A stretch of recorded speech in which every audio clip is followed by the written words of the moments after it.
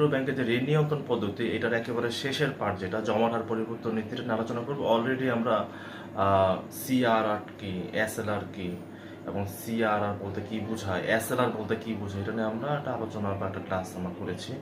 তো আমরা এখন দেখব যে বাজারে যখন ঋণের পরিমাণটা বেড়ে যায় তখন কি হয় জমার হার পরিবর্তনের ক্ষেত্রে। বাজারে যখন ঋণের পরিমাণ বেড়ে যায় তখন সিআরআর ও এসএলআর হার কেন্দ্রীয় ব্যাংক বৃদ্ধি করে।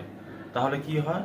তাহলে দেখা যায় সিআরআরটা কি, আবার একটু বলতেছি, সিআরআরটা বলতে বোঝানো হচ্ছে যে নগদ টাকা বাণিজ্যিক ব্যাংকগুলো কেন্দ্রীয় ব্যাংকে জমা রাখবে।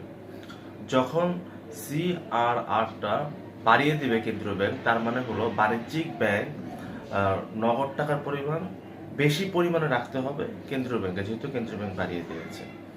অন্যদিকে এসএলআর বৃদ্ধি বলতে বোঝানো হচ্ছে বন্ড বা সিকিউরিটিজ বেশি পরিমাণে ক্রয় করতে হবে কেন্দ্রীয় ব্যাংকের কাছ থেকে। তখন কি হবে? কেন্দ্রীয় ব্যাংকে নগদ টাকার পরিমাণ যেমন বেড়ে যাবে, তেমনি বন্ড বা সিকিউরিটিজ ক্রয় করার কারণে সেখানেও নগদ টাকা বেড়ে যাবে। তো বেড়ে যাওয়ার কারণে কি হয়? বেড়ে যাওয়ার কারণে হয় যে বাণিজ্যিক ব্যাংকের নগদ টাকা কমে যায়, এবং নগদ টাকা কমে যাওয়ার কারণে বাণিজ্যিক ব্যাংকের ঋণ দেওয়ার ক্ষমতা কমে যায়। আবার ঠিক একইভাবে বাজারে যখন ঋণের পরিমাণ হ্রাস পায় তখন কেন্দ্রীয় ব্যাংক কি করে? তখন কেন্দ্রীয় ব্যাংক সিআরআর ও এসএলআর হারটা হ্রাস করে ফেলে। হ্রাস করলে কি হয়? যে নগদ টাকাটা কেন্দ্রীয় ব্যাংকে কম রাখতে হয়, বন্ড বা সিকিউরিটিজ কম ক্রয় করতে হয়।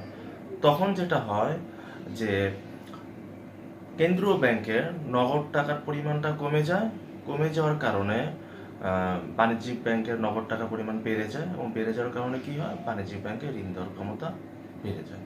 তো আমরা একটু দেখি ছকের মাধ্যমে, যে ছকটা আমরা এখানে দেখেছি। এখানে একটা জিনিস দেখেন যে বাজারে ঋণের পরিমাণ বৃদ্ধি, বাজারে ঋণের পরিমাণ বৃদ্ধি মানে হলো সিআরআর এসএলআর হার বৃদ্ধি পাবে, কেন্দ্রীয় ব্যাংক বৃদ্ধি করবে। কেন্দ্রীয় ব্যাংক বৃদ্ধি করার কারণে কেন্দ্রীয় ব্যাংকের নগদ অর্থ বৃদ্ধি পাবে।